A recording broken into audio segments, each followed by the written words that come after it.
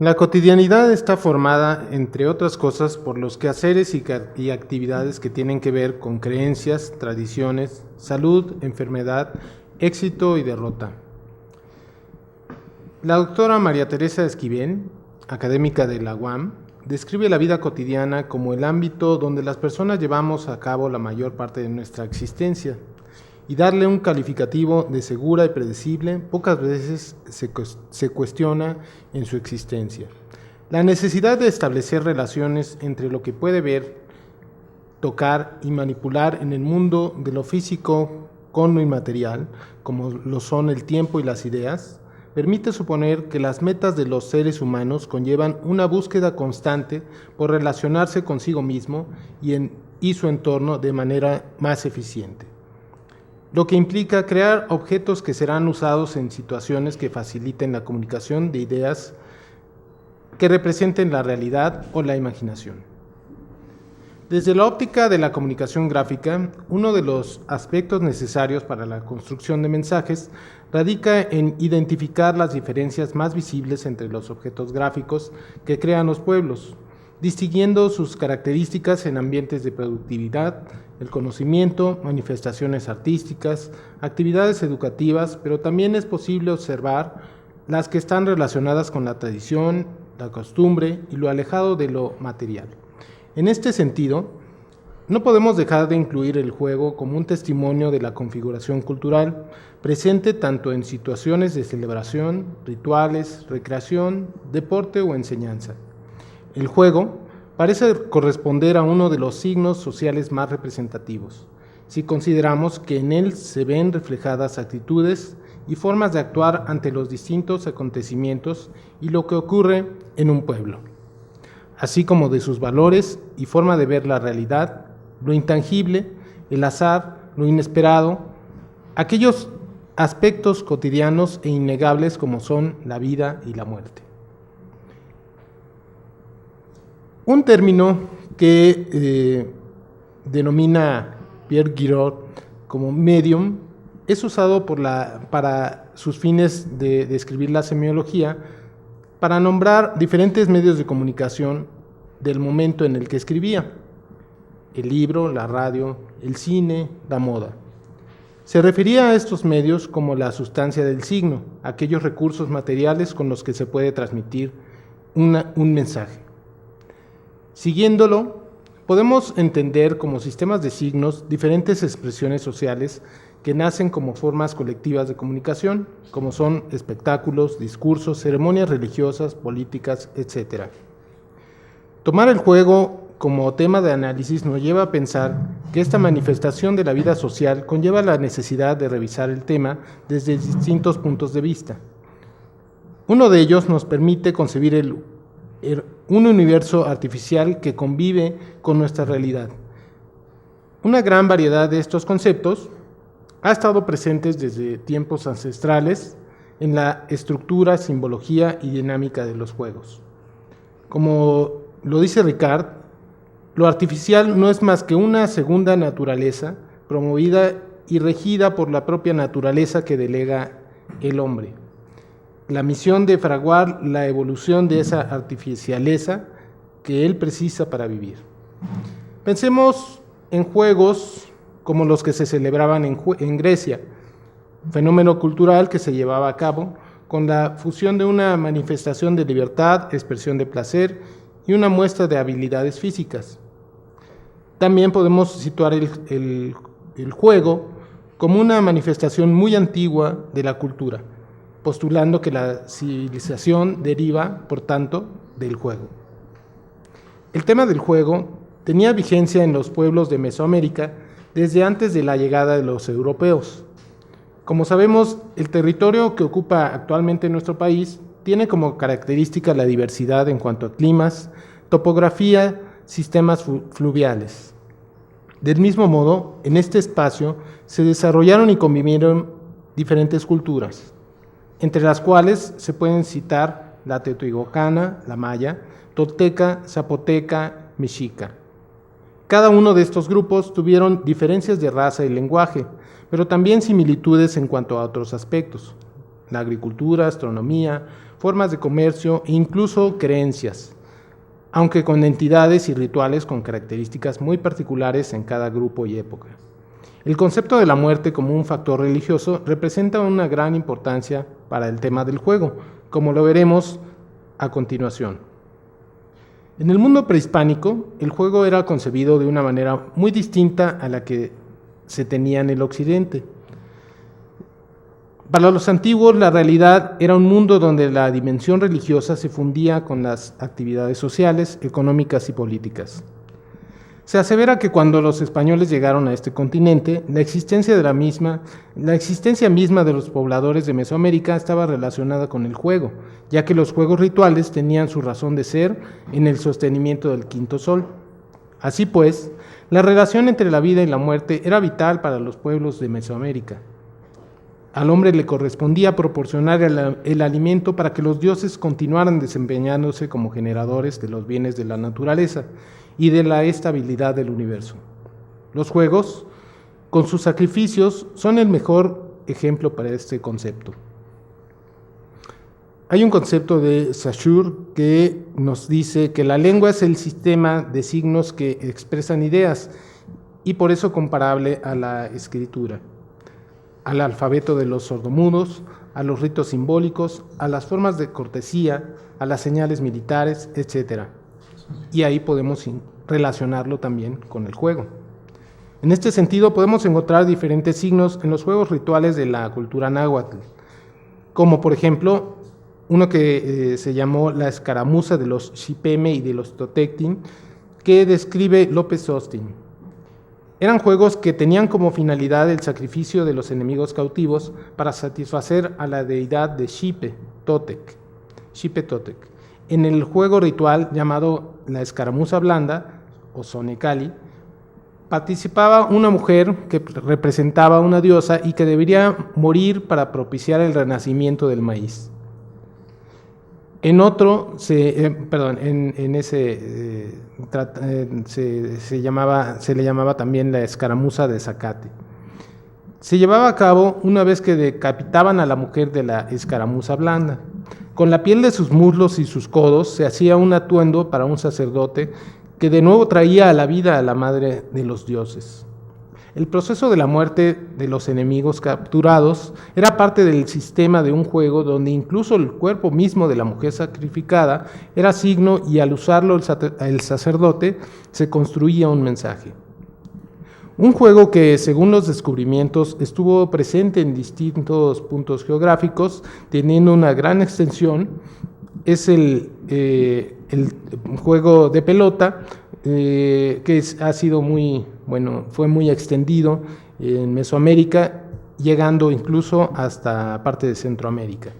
Este juego se desarrollaba haciendo pasar al campo contrario una bola de hule o caucho.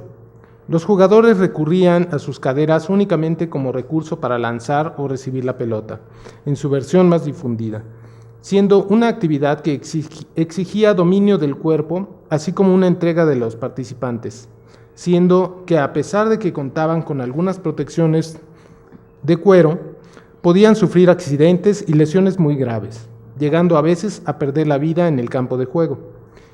En este conocido ritual, la cancha era una representación del mundo y la pelota podía simbolizar el sol o la luna. En algunos códices indígenas está dibujado en forma de doble T.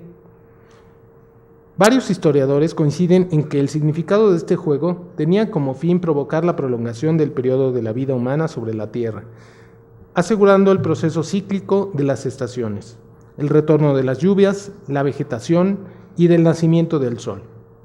De esta manera podemos entender que los juegos rituales prehispánicos, donde había sacrificios, se pretendía alcanzar la salvación de la humanidad, permitiendo que la muerte de los sacrificados liberara al mundo de la destrucción, haciendo partícipe al hombre del equilibrio del universo. Había otros juegos sin sacrificio, como por ejemplo la caída de Xocotl, celebrado en la gran fiesta de los muertos en Coyoacán.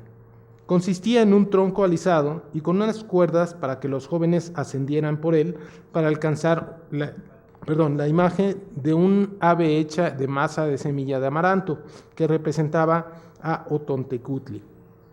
Un juego fundamental para la vida de los mexicas fue entonces el conjunto de sacrificios que hacían o el conjunto de actividades rituales para estos fines.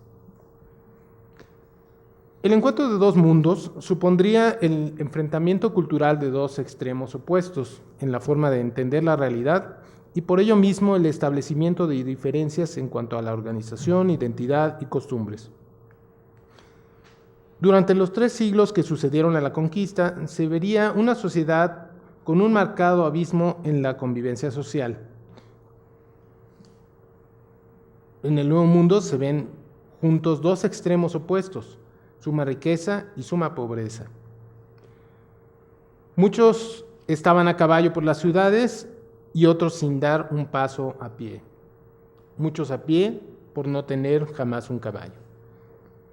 La desigualdad generada por la acumulación de fortunas derivadas del auge minero y comercial de la colonia, así como el sometimiento de culturas indígenas, resultaría en una sociedad con rígida marginación y confinación de los grupos humanos a castas determinadas por su linaje, en una pirámide social donde los poderosos se distinguían de los demás. El juego representó un puente que permitió el intercambio y mezcla de tradiciones entre indígenas e hispanos para contribuir a conformar un mosaico cultural que hoy define a México. Continuando con esta idea, la época de la colonia fue generadora de una gran cantidad de fiestas de orden político y otras de orden religioso, que llevaban consigo una gran carga de ritualidad y ostentación, con fines encaminados a promocionar la fidelidad, que desbordaron su carácter lúdico hacia espacios populares.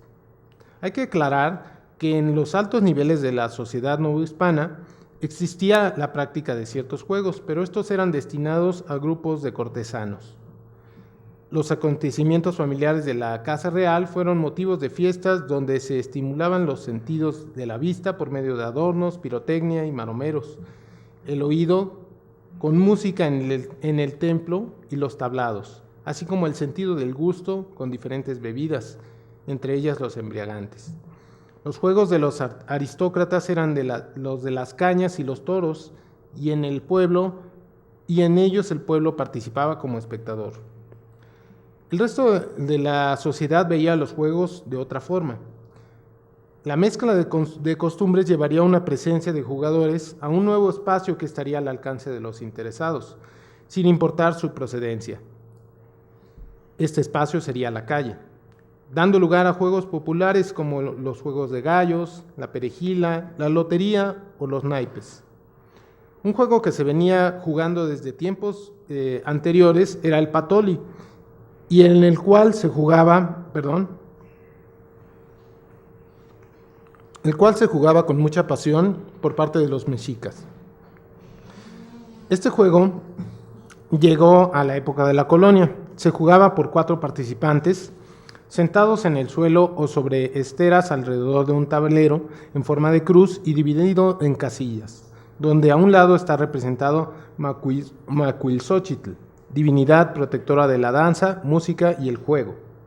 El patoli era jugado con frijoles usados como dados o en algunos otros casos con pequeñas cañas que tenían unos cortes longitudinales con indicaciones en su valor.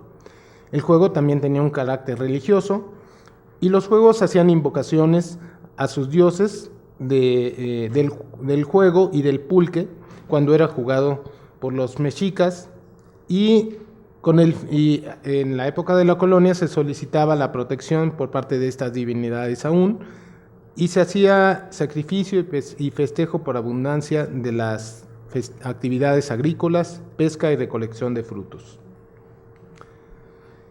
En la época de la colonia, el juego del patoli también fue algo prohibido por su significado místico. Se asociaba con cierta pasión por parte de los jugadores y el desconocimiento del sentido religioso que poseía. Las apuestas con el juego de los gallos fueron populares en lugares como la calle de Mesones, los barrios de Santa Catarina y San Jerónimo, generando la participación de grandes números de personas, desde cuidadores, apostadores, adiestradores, colaboradores, depositarios y jueces. La actividad llegó a convertirse en tradición de tal modo que llegó al siglo XVIII y coexistió en los tiempos de las batallas de guerra de independencia. Otro juego que llegaría a ser muy popular sería la lotería, una manifestación lúdica que sería del gusto de la sociedad novohispana, apareciendo como alternativa de solución por parte del gobierno ante los problemas de juegos de apuesta ilegítimos. La lotería llegó a tener su inicio formal cuando en 1769 el rey de España, Carlos III, expidió un mandamiento para establecerla formalmente, instituyéndose en 1770 la Real Lotería General de la Nueva España. Con el paso de los siglos, la conformación de un país independiente, la consolidación de la religión católica en las décadas siguientes, han dado paso a la transformación del pensamiento, las influencias y los cambios generacionales en distintas regiones de México. Los juegos tradicionales autóctonos conservan elementos donde los participantes, ya sean niños, jóvenes o adultos, ven representados, a veces de forma inadvertida, el inicio de la vida, su fin, la lucha, el trabajo en equipo, el universo y el espíritu. Distintos lugares del país poseen aún el legado de tradiciones donde el juego forma parte de su cotidianidad, teniendo incluso una función de aprendizaje, principalmente en los juegos infantiles. Como lo llega a decir Ricard, el niño que juega a la mamá o al soldado aprende su oficio. El torneo permite conocer al más fuerte y al más digno de detentar el mando. Los juegos de azar simbolizan la lucha del individuo contra el destino, pero en situaciones donde son eliminados los peligros de la realidad. En la década de los 70, un estudio nos menciona juegos como La Víbora de la Mar, El Amo Ató, Doña Blanca, Arroz con Leche, El Lobo, El Patio de mi Casa, La Rueda de San Miguel y Naranja Dulce. Juegos populares para públicos infantiles. En los cantos de algunos de estos juegos podemos encontrar conceptos de la vida y la muerte, y casi siempre están presentes variando de una región a otra. Por ejemplo, en el caso de Naranja Dulce, por ahí hay lugares en donde se canta, ¿no? Naranja dulce, limón celeste, dile a María que no se acueste, porque María ya se acostó, llegó la muerte y se la llevó. Existen versiones parecidas de este juego. Nos dan, este estudio que les menciono de 1976, nos da a conocer diferentes rondas que cambian de un pueblo a otro. Y generalmente se juegan con círculos de varias niñas que tomadas de la mano van dando vueltas cantando.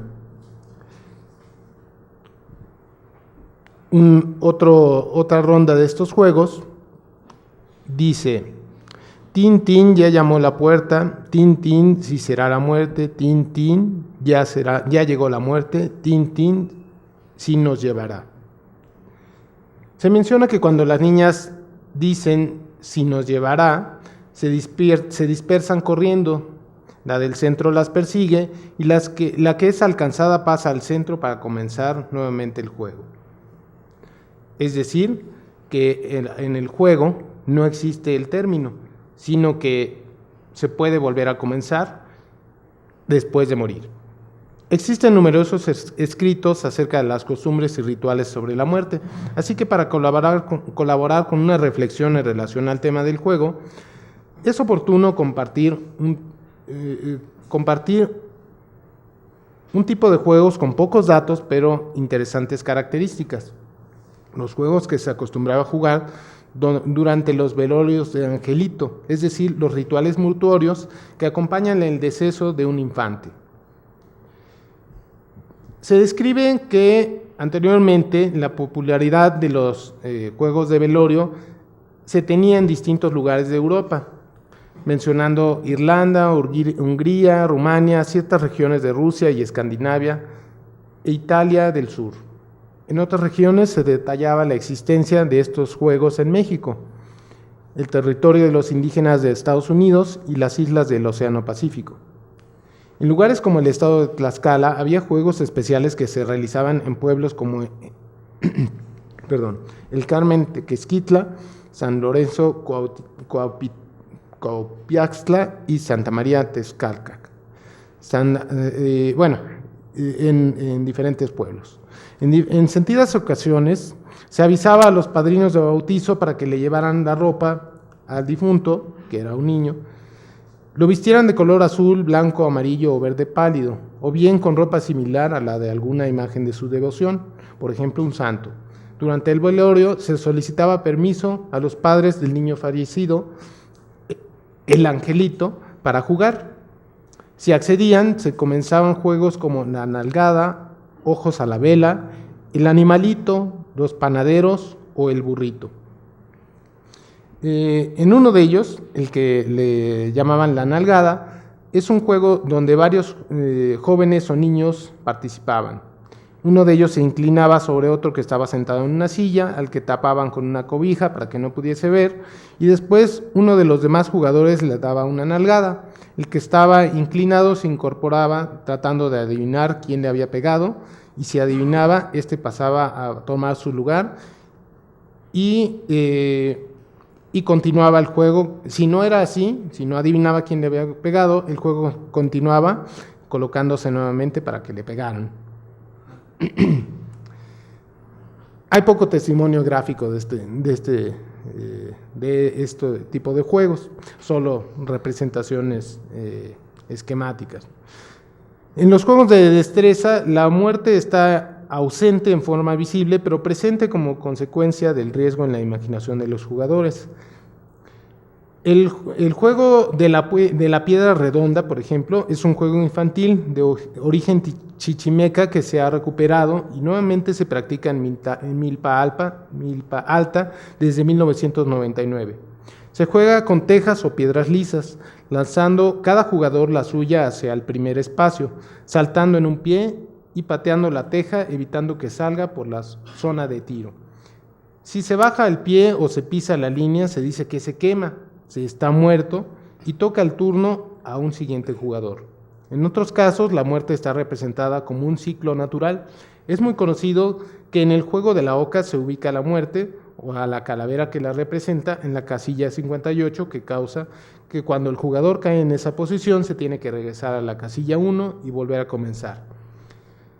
Algo similar ocurre en otro juego que se le llama los palillos que suenan, o Cuilichi Chanacua.